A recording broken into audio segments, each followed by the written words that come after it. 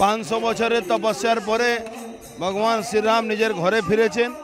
এবারকার রামনবমী আলাদা মাত্রা পেয়েছে। লক্ষ লক্ষ মানুষ বাড়ি থেকে রাস্তায় বেরিয়ে আনন্দ করছে।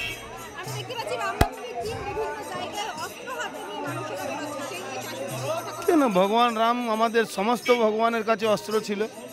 অস্ত্র ছাড়া মানুষ কি করে বাঁচতে পারে? আর এটা আমাদের পরম্পরা, এই পরম্পরাটা কে ভাঙতে পারে?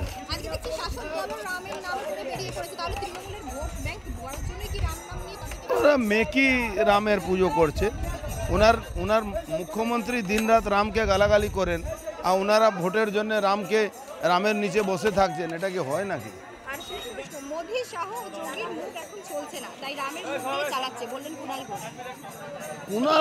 কুণাল ঘোষ মহাভারতের শকুনি মামা আছে, ওকে যত বলবে তৃণমূলে তত সর্বনাশ হবে।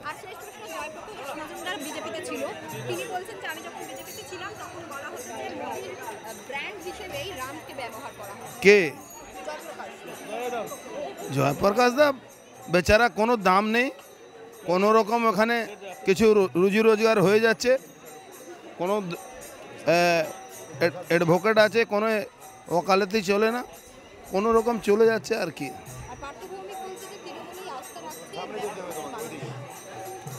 সেটা সময় বলবে তৃণমূলে আস্থা রাখছে না তৃণমূল ডাকাতদেরকে তাড়াবে, সেটা বুঝ।